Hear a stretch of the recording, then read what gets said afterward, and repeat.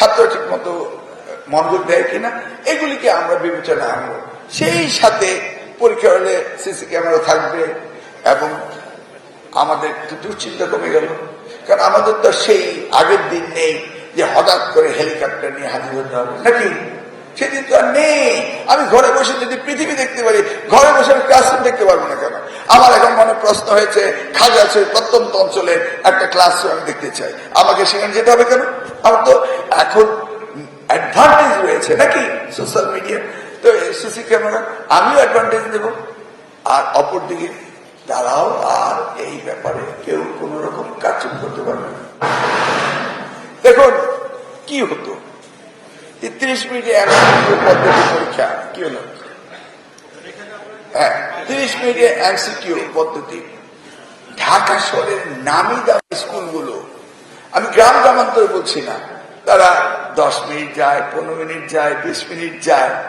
ঢাকা শহরে অত্যন্ত নামি দামি স্কুলগুলো আমরা তো দেখে আসছি। আমি তো মন্ত্রিত্ব যাওয়ার পর বসে নেই, এডুকেশন নিয়ে কাজ করছি। আমার একটা সংগঠন রয়েছে, এডুকেশন রিসার্চ ইনিশিয়েটিভ। এটা দিয়ে আমি অনেক সেমিনার সিম্পোজিয়াম করি, অনেক কাজ করি, আমার অনেক গবেষণা আছে। তারা 20 মিনিট অপেক্ষা করে, লাস্টে 10 মিনিট টুক টুক টুক করে সব আনসার হয়ে যায়। কেন? I want to find out কে ভালো কে খারাপ। আমি তো কাউকে থ্রেট করিনি। কেন এটা নিয়ে এত কথাবার্তা হচ্ছে? কেন শিক্ষকরা তো থ্রেট করছে? কিচ্ছু করার দরকার নেই, সব স্মুথলি হবে, কোন রকম দুশ্চিন্তা করতে হবে না। 21শে এপ্রিল পরীক্ষা বিগত সরকারের টাইম সেট করে দিয়েছে, প্রশ্নপত্র করেছে, সব তাদের সেট করা, তো সম্মত করেছে। এখন হঠাৎ করে শিক্ষার্থীরা তারা ভাবছে যে তারা আগের মতো মত করলে, ফেসবুকে আমার বিরুদ্ধে হাহা দিলে আমি বোধহয় ঘাবড়ে যাব না। তো যারা লেখাপড়া করবে না, যারা টিকটক করবে, যারা লেখাপড়া করতে চায় না, তাদের নিয়ে তো আমি চিন্তা করছি না। আমি চিন্তা করছি যারা লেখাপড়া করবে, নাকি? মন্ত্রীর পদত্যাগ দাবি করে, আরে ভাই, পদত্যাগ তো আমার করতেই হবে যদি কিনা আমি পরীক্ষা ঠিক মতো না নিতে পারি।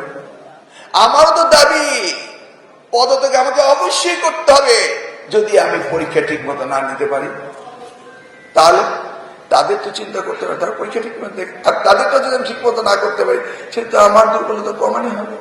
এই যে পলিটেকনিক ইউনিভার্সিটি গেলাম, সেখানে গিয়ে যে অবস্থা দেখলাম, এইভাবে যদি টেকনিক্যাল এডুকেশন চলতে থাকে, কারণ মাননীয় প্রধানমন্ত্রী তিনি টেকনিক্যাল এডুকেশনের সবচেয়ে বেশি প্রাধান্য দিচ্ছেন, আর টেকনিক্যাল এডুকেশন যদি এইভাবে পড়তেই থাকে, ওরাও ফেল, আমিও ফেল। কারণ আমি যদি এটাকে ডেভেলপ না করতে পারি, তাহলে আমাকেও তো উনি বাদ দিয়ে দিবেন। কারণ এবারকার প্রধানমন্ত্রী তিনি শহীদ রাষ্ট্রপতি জিয়াউর রহমানের ছেলে, তিনি বেগম খালেদা জিয়ার ছেলে। তিনি জানেন এই রাষ্ট্র গঠন করতে হলে কি করতে হবে, এবং তিনি করে ছাড়বেন ইনশাআল্লাহ।